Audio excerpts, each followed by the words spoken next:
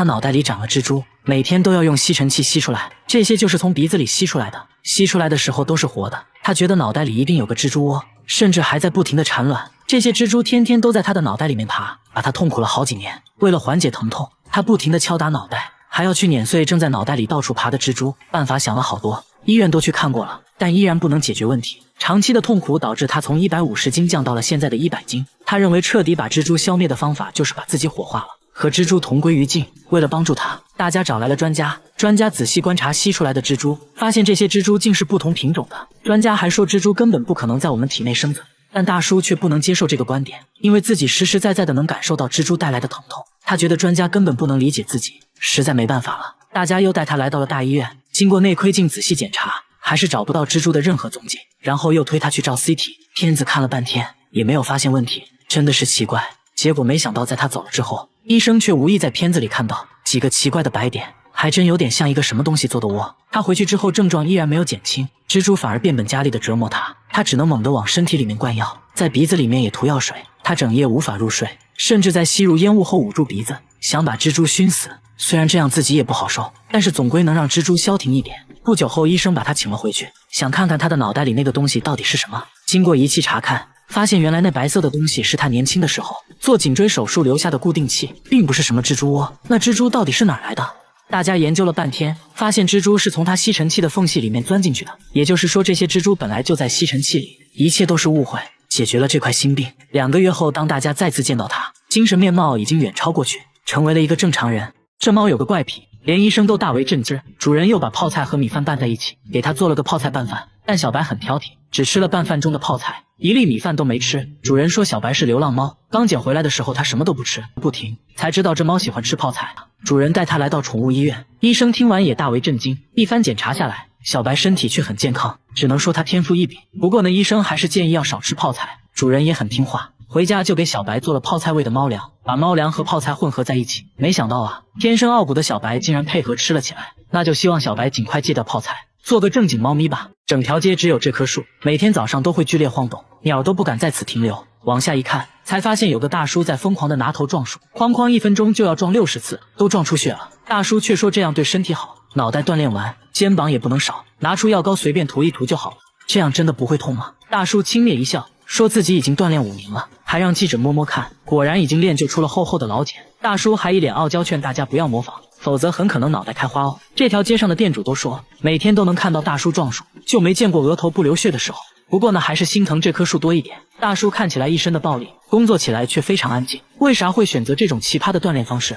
大叔表示自己以前是拳击手，因为比赛打得不好，根本赚不到什么钱。为了养家糊口，他脱下拳击手套，拿上锤子，成了一个修鞋的。由于摊位所在区域治安很差，经常发生一些打架斗殴的事件。为了防止别人找自己麻烦，他决心变成一个狠人，让别人都知道自己不好惹，所以就开始了这种奇葩的锻炼方式。节目组决定给大叔一个惊喜，带他来到拳击馆，面对久违的沙袋，大叔跃跃欲试，熟练地缠上绷带，和陪练一阵切磋。毕竟久输战场，看得出来力不从心，但大叔还是很开心，这是自己的梦想啊。大妈每天买一只公鸡，却从来不吃，一到深夜就把鸡放在陌生人的店门口，连续4年从未间断。店主说从来没见过真人，刚开始也没在意，直接就吃掉了。接下来的几天，每天都能收到1只。可奇怪的是，附近其他店都没收到过鸡，这很明显和自己有关。他吓得不敢再吃，这很像是一种诅咒啊！怀疑是同行嫉妒自己的生意，恶意放在这里的。店主决定把自己经营的中餐厅改成面馆，并把菜单中关于鸡的菜品全部下架。即使这样，每天早上鸡还是准时出现，从不缺席。这下店主更慌了，大家决定偷偷安装监控，找到这个放鸡的人。一直等到深夜，监控中出现一位可疑人员，他神色慌张，四处张望，确定没人后，放下鸡转身迅速离开了。店主吓得不敢说话，因为这人他之前就认识，好像就住在这附近。大家检查了沿街所有监控，果然发现了他的行踪，最后走进了一栋公寓。大家决定在公寓楼下蹲点，等了整整1天，在傍晚时分终于等到了大妈。大家赶紧追了上去，质问大妈为啥要这么做，但大妈一口否认，简单丢下一句我什么都不知道，接着快速跑开了。记者一路追，大妈终于顶不住了，说出了2句让人摸不着头脑的话。요새 사랑 다 하고 사는 사랑이 세상이 아니야? 아무개라도 다 사랑하고 사는 세상이 아니야? 这是啥意思呢？原来是大妈认为来韩国工作的人不容易，看到中餐厅就有种莫名的好感，觉得应该帮助来韩国的中国人，分享一点自己的爱，是了拂衣裙。深藏功与名。在大家的撮合下，大妈和店主终于见了面，沟通下来，误会解开了。店主现在可以放心经营中餐厅，大妈也不用以这种怪异的方式继续散播爱了，省流。我觉得像剧本。大妈家出现了不应该出现的东西，就在她拔牙回家后，家里就凭空出现了一包牙齿，参差不齐的，足足有20颗，其中还有好几颗烂牙。牙齿是大妈整理橱柜时发现的，刚开始还以为是干燥剂，仔细一看差点吓死。这牙比正常人类的牙齿小了很多，真的是人类牙齿吗？牙医看了一眼，说不仅是人类牙齿，而且还是小孩的乳牙。一个人一般就有20颗乳牙，而这一包恰巧就有20颗，从形状上判断，应该就是同一个人的，很明显是专门收藏起来的。一听说是乳牙，大爷很不理解，因为老两口根本就没有孩子，最近也没人来过家里，那为啥会出现在自己家呢？这会不会是某种诅咒呢？随后记者在家里发现了蹊跷。10号这天，日历上标注的行程是去看牙医，大妈说那天确实去拔牙了，自己记性不好就在日历上做了标注，那会不会是她不小心从诊所带回来的呢？大妈却一口否认，大家也不确定她有没有健忘症。为了排除这种可能，接着来到牙医诊所，调出了监控，确实没看到大妈拿走任何东西。那牙齿到底是从哪里来的呢？聊天中得知，这房子是他们租的，1年前才搬进来的，而且房东就有个孩子。大家瞬间醍醐灌顶，这牙齿80%就是房东孩子的。接着联系到了房东，一问才知道，这牙齿确实是他家小孩的，当时搬家忘记拿了，一切都是虚惊一场。大叔每次做饭要先洗一盆碎玻璃，洗完再加上几勺白糖，直接就端上了餐桌，放着一桌菜不吃，他却只想吃玻璃。老婆怕他吃死了，想让大叔吃一块玻璃就上一口菜，但大叔根本不听，玻璃直接成了他的主食。一天吃的玻璃可以填满2个啤酒杯，现在还越来越离谱，上班都要带着满满一杯玻璃碴子，没事就赶紧拿出来吃一块，走到哪都带着。下班后就去玻璃店挑选零食，挑挑拣拣弄了一大袋，回家还要根据口味给他们分类，不同厚度的玻璃吃起来口感也不一样。医院的点滴瓶是他的最爱，吃起来酥脆有嚼劲，灯泡吃起来就差一点，不过呢也很爽口。记者忍不住问他，到底为啥要吃玻璃呢？没想到大叔却反问起了记者，那你为什么要吃饭？为什么要喝酒？为什么要抽烟？喊咖喱嘛，这个嚼一口非常香。这把记者看得一愣一愣的。大叔你冷静点啊喂！来到晚上，大叔去聚餐，他只是端起了空酒杯，所有人都不可思议地看着他，因为他直接把酒杯给吃了。老板说每次他来吃饭，饭店酒杯就会少好几个。酒足饭饱后，大叔也终于说出了吃玻璃的原因，都是因为20年前的那件小事。当年大叔还是个初入职场的毛头小伙子，刚签了一个大合同，正在陪客户吃饭，由于自己不能喝酒，被客户一番羞辱，说他不爷们。这话伤了大叔的自尊，一气之下吃起了酒杯，就这样一吃还吃上瘾了。现在大家都想知道他身体真的健康吗？没想到啊，大叔却在医生面前表演起了吃玻璃，医生直接吓得不敢看，啥也别说了，直接上仪器检查吧。检查发现大叔其实有肠道问题，医生说大概率就是吃玻璃导致的，虽然目前看起来问题不大，但还是要停止这种行为，否则会导致肠梗阻，大家千万不要模仿哦。大姐是吃鲱鱼罐头长大的，什么臭她就吃什么。她尝试过吃屎，但是不喜欢啊，因为不够臭。臭豆腐只能算是小甜点，下水道的气味对她来说那就是新鲜空气。和朋友聚餐，朋友想要挑战一下，夹起一块鲱鱼，刚放进嘴里就止不住的呕吐，她却什么都感觉不到。不一会儿，自己就干完了一盘鲱鱼。大姐现在最爱吃的却是鳐鱼，因为鳐鱼比鲱鱼还臭10倍。节目组邀请了几位鳐鱼爱好者来到鳐鱼发酵车间，门一打开，一股比下水道还要臭100倍的味道袭来，怎么给你形容呢？狗闻了都嫌臭，熏得眼睛都睁不开。其他人纷纷败下阵来，大姐却直接贴着鳐鱼闻了起来，越闻越上头，好想吃一口。不仅如此，大姐生活中也是处处重口味，做菜要加5勺盐，半斤辣椒面，这样吃起来才有滋有味。那她为什么会这样？她却说其实自己闻不到任何气味，冰箱里的食物坏没坏，自己也无法从气味中分辨，只能尝了才能确定是否过期。因为闻不到任何气味，也让她暴露在危险中，天然气泄漏自己也毫无察觉，食物烧焦了也不知道。节目组带她来医院检查，一番检查过后，医生说她的嗅觉功能已经完全丧失了，味觉也在退化，这种情况是没办法治疗的。不过闻不到气味并不完全是坏事，大姐是养老院护工，平时的工作就是帮老人换尿布之类的，因为闻不到气味，所以工作起来很轻松，自己也很喜欢这份工作，把缺陷变成优势，大姐还是很值得我们学习的。但是要说吃的奇葩，下面这个小伙表示不服。他抓起一把沙子塞进嘴里，嘎嘣嘎嘣的吃了起来。周围人的表情说明了一切，他却说沙子比糖还要甜，还让旁边的大叔尝一尝。大叔露出了关怀智障的眼神。又到饭点了，他从袋子里掏出2把沙子，这就是他今天的主食。接着大口大口的吃了起来，那是干净又卫生啊！吃完还张嘴让节目组检查了一下，是沙子没错了。他没事就去工地吃自助餐，工地上的沙子新鲜可口，品类多，量还大。来到工地先试吃一下，这个比昨天的甜。哎呦，这边又上新品了，白沙还真没吃过，一口下去，还有海鲜味。他的经验是红沙比较甜，白沙比较咸，不好吃。在此呢，感谢小哥的分享，让我们知道了白沙不好吃。他说自己五行缺土，累了困了就要吃沙子，沙子能为自己提供能量，所以每当工作累了，他第一时间不是休息，而是找出随身携带的沙子，舀上一勺直接开灶，只要吃上一口，整个人都精神了。然而他开始吃沙子的原因却很让人心痛。原来他小时候家里很穷，3天都吃不上一顿饭，饿得受不了了，就想着吃沙子来缓解饥饿。这一吃不要紧，他打开了味觉新世界，竟然爱上了这种味道。但是大家不要模仿，我替大家尝了，一点都不甜，比屎还难吃。最后我有个疑问，吃进去的是沙子，那拉出来的是混凝土吗？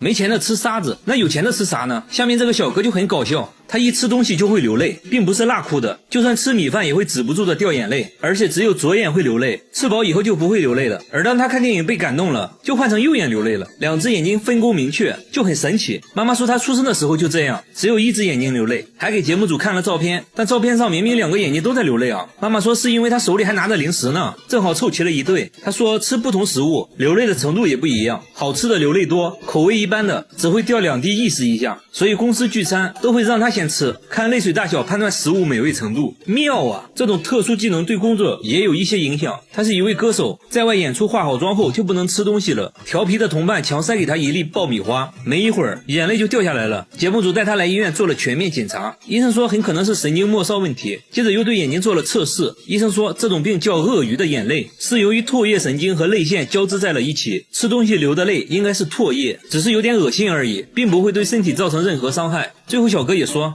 不是什么大病我就放心了，以后准备去演戏，会把缺陷变成优势，哭戏一定会演得很好。好了，我是岳贝，关注我，每天一个迷惑行为大赏。这是一棵会生钱的树，每天都能在树下找到1枚硬币，这些就是最近收集到的硬币，很奇怪，都是50的。店主说2个月前打扫卫生时，在店门口的树下意外发现的，之后每天都会出现1枚硬币，他也不敢用，只是把硬币收集起来。对于这种现象，有人说柿子树果实累累，象征着家族兴旺，可能是有人对着树许愿丢的硬币，这种说法还是挺靠谱的，毕竟我们这边也有许愿丢硬币的做法。奇怪的是，附近其他柿子树下面却找不到任何硬币，只有他店门口的树会这样，这就有点诡异了。店主很焦虑，这是有人在对自己下蛊施法吗？节目组安装了摄像头，想要找到丢硬币的人。经过漫长的等待，一位可疑的大妈出现了，她不经意地路过柿子树，随手朝树下丢了一个东西。节目组迅速出击，面对质疑，她却说什么硬币不硬币的，我丢的是一片树叶。原来大妈喜欢闻树叶的味道，时间一长，树叶的味道就淡了，自己就随手丢了而已，看起来好像真的不是这位大妈。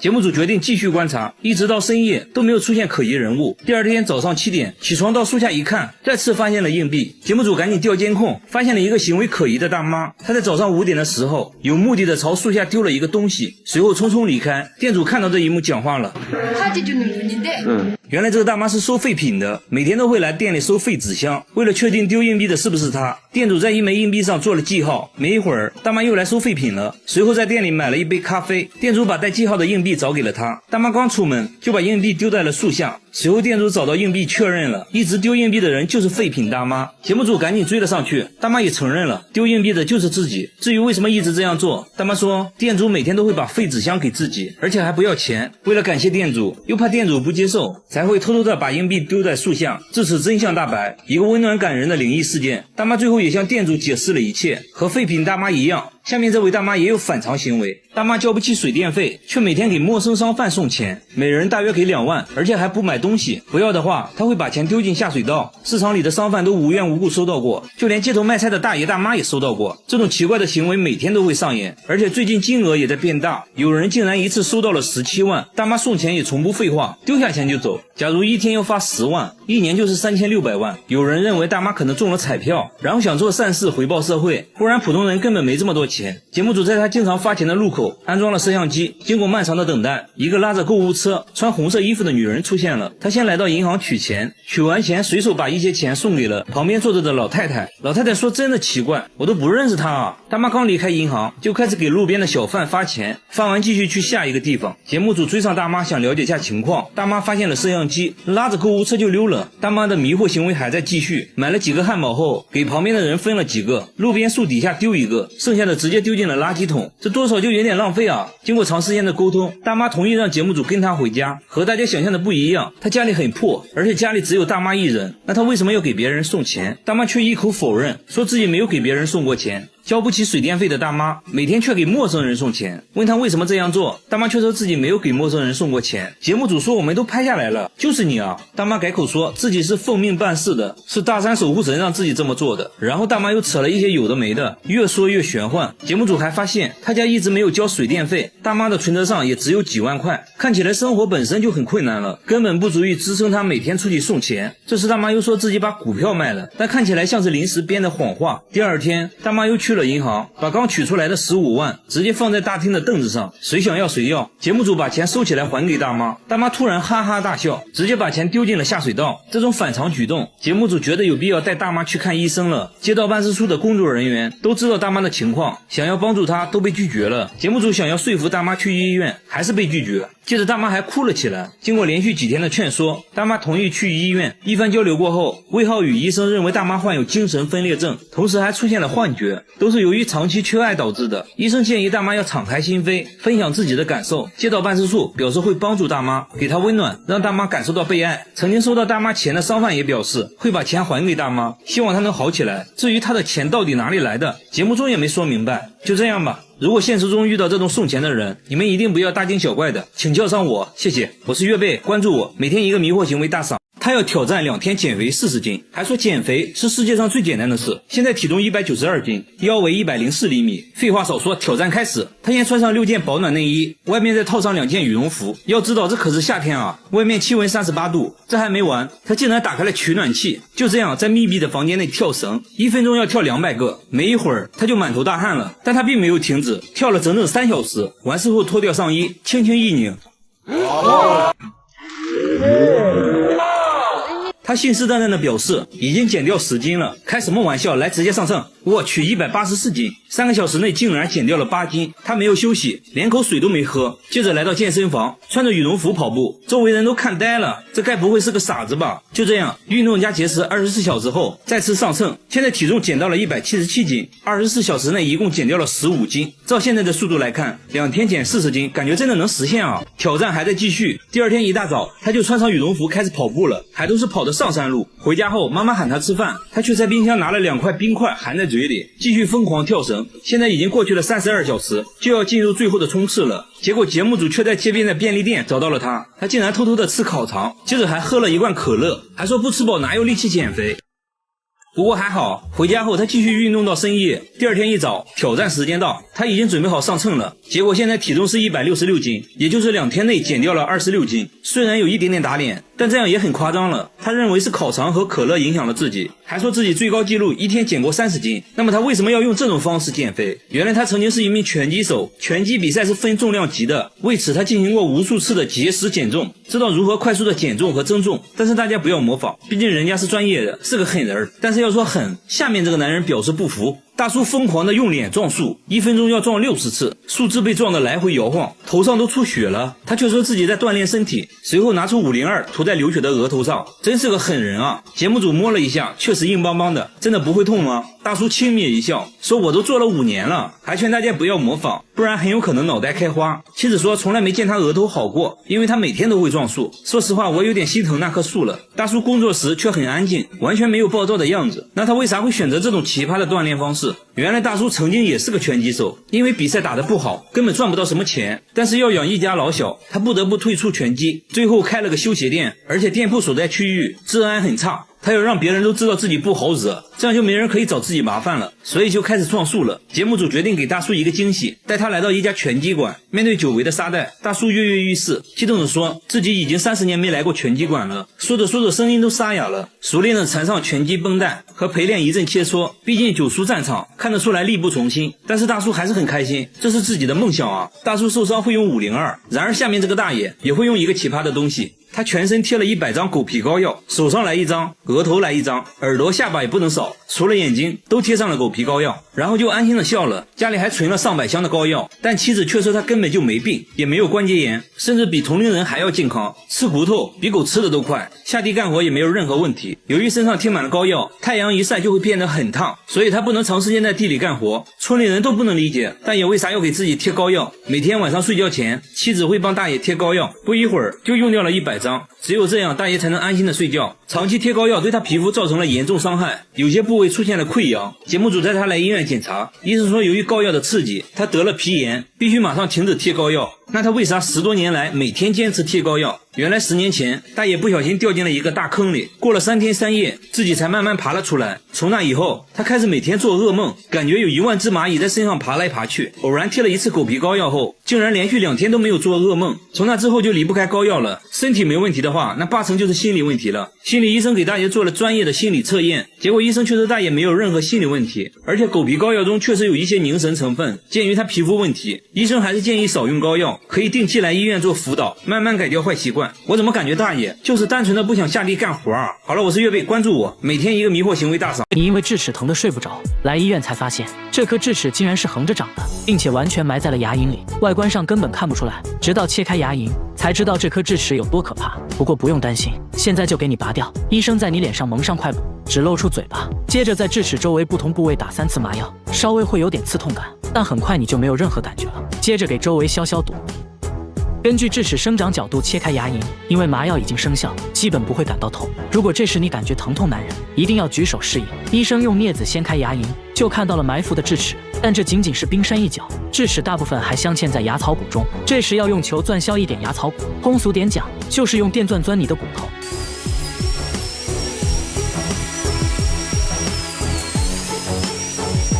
这时你感觉不到疼痛，但能听到电钻声，还能感受到电钻的震动，整个头都嗡嗡的。即使这样也不能直接把智齿拔出，医生还要切开牙冠和牙根，把智齿一分为2，所以又需要用到钻头。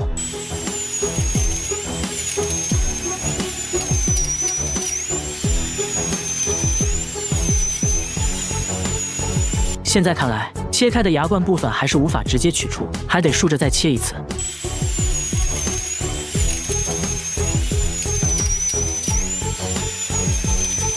这样就很轻松地把牙冠部分取出来了。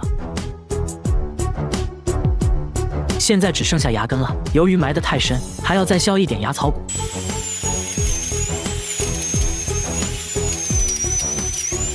现在用杠杆原理，一点点往外撬，很快牙根就被撬了出来。现在你的下巴可能很酸，再坚持一下，马上就快结束了。由于窗口比较大，最后需要给你缝合牙龈。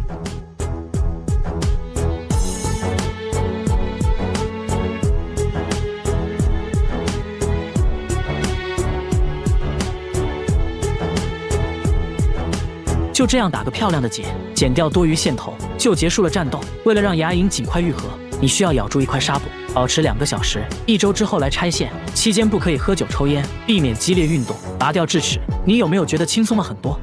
你因为不好好刷牙，年纪轻轻就坏掉一颗，为了能啃骨头，即将要花2万块钱在嘴里种一颗，整个种牙过程需要持续半年左右。现在让我们来看看你的种牙血泪史。这个就是你的牙槽骨，这些大大小小的钻头都是用来在牙槽骨打孔的。刚开始钻孔要选择8毫米的小钻头，为了穿透坚硬的牙槽骨，医生调高了钻头速度。一切准备就绪，钻孔就开始了。现在要逐渐换成更粗的钻头，扩大孔洞。用粗钻头转速一定要慢，否则会导致摩擦生热，烧毁骨细胞。过程中钻头还会一直喷出生理盐水，就是为了降温。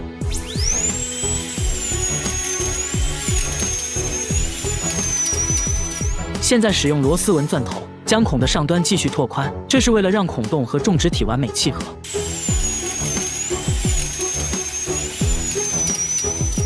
随后医生取来像螺丝一样的种植体，开始种植的时候要尽量调低转速，慢慢推进去，才不会使接触面骨细胞损坏。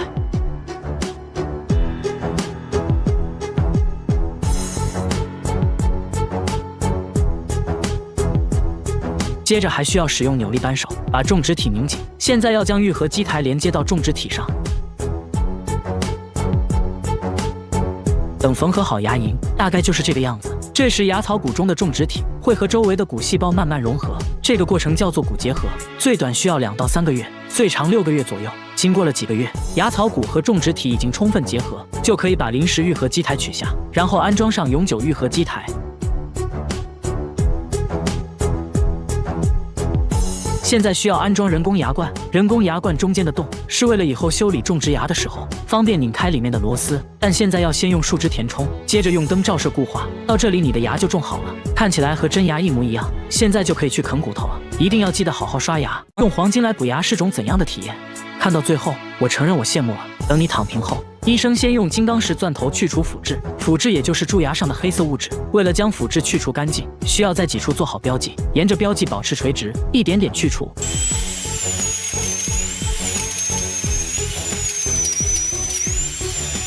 过程中可能会有一点酸胀感，不过是可以忍受的。去除蛀牙的洞称为窝洞，现在要把窝洞内部打磨圆滑，方便后续安装填充材料。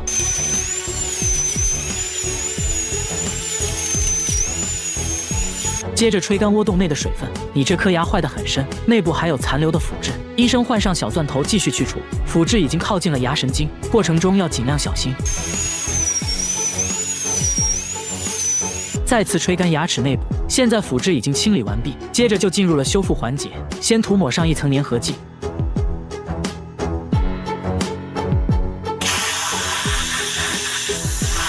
然后用灯持续照射，让胶水迅速固化，随后塞入树脂材料，再次用紫外线灯照射。等树脂固化后，还要用钻头轻轻打磨窝洞的边缘部分，使其变得光滑，这样才能使马上要安装的嵌体紧密贴合，不易脱落。接下来就要印模了，为牙齿量身定做黄金嵌体。先在窝洞里填充印模材料，对材料吹气，以便填充均匀。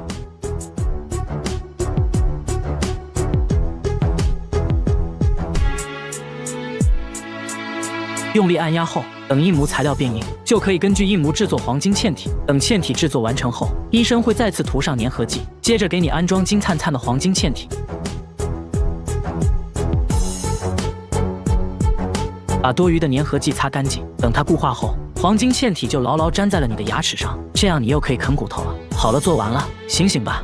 你不小心磕掉了半颗门牙，说话一直漏风，天天被人嘲笑。你决定去做个修复，医生也没有让你失望，最后的修复效果足以让他们闭上臭嘴。不幸中的万幸，磕掉的部位并没有伤到牙根，如果非常严重的话，那就需要先做根管治疗。但像你这种情况，直接进行光固化树脂补牙即可。先在表面涂一层酸蚀剂，让表面变得更加粗糙一些，冲洗吹干后，涂上粘合剂，进行光照固化。接着医生取来石膏模型，制作诊断蜡型，然后系统的补牙操作就开始了。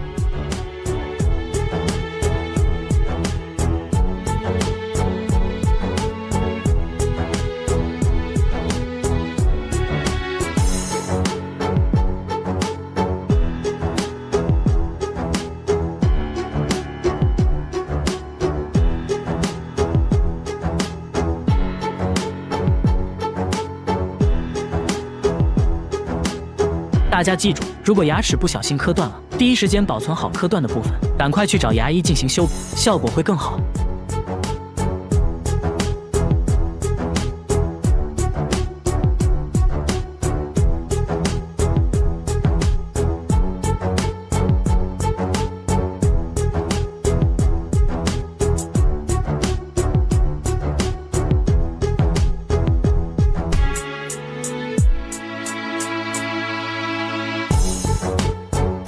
补完之后呢，医生会用车针进行表面的打磨处理，最后再对牙齿进行抛光，牙齿表面就会变得更加光滑，看上去形态也比较美观。最后取出排龈线，就大功告成了。不过以后不能啃太硬的东西，稍有不注意就有可能导致脱落。他考试交白卷，反而得到了校长的表扬，当着全校师生的面给他带了朵大红花。原因是他成了学校唯一一个看出老师出错题目的学生。台上的阿芳一脸懵，交白卷其实是自己看不懂而已，谁都想不到他开挂的人生从此开始了。课上不小心打翻了墨水，他赶紧用衣服擦，却意外擦出了一幅意境深远的山水画，得到了绘画大赛的第1名，顺便还收获了一群小迷妹，时刻被幸运女神眷顾着，让他觉得人生毫无意义。本以为长大后运气就会改变，谁知好运反而变本加厉，随手买张彩票都能中大奖，吃个饭就成了店里第9999名顾客，莫名其妙得到了全年免费卡。阿芳不想就这样安逸的过一辈子，跑去做了房产销售。可第1天上班，找他买房的人排队都排到了公司大门口，下班随便伸手，立马就来了几辆出租车，都抢着要拉他。他彻底受够了这种开挂般的生活，感觉是上天对自己的惩罚，指着老天一顿臭骂。突然间电闪雷鸣，一个雷针就劈了下来，雷结果劈死了正在逃跑的小偷。他含泪获得了良好市民奖。阿芳非常想体验失败的快感，可天不遂人愿，生无可恋的阿芳决定出家。就在剃发前，方丈出现了，只见方丈大手一挥，他便灵魂出窍，意识开始模糊。等阿芳清醒过来，发现一切都变了。打斗地主从来就没赢过，无论跟谁打牌都被对方吊打，就连一旁的小学生都嘲笑他是个弱鸡，他却兴奋得不得了，终于体验到了失败的快感。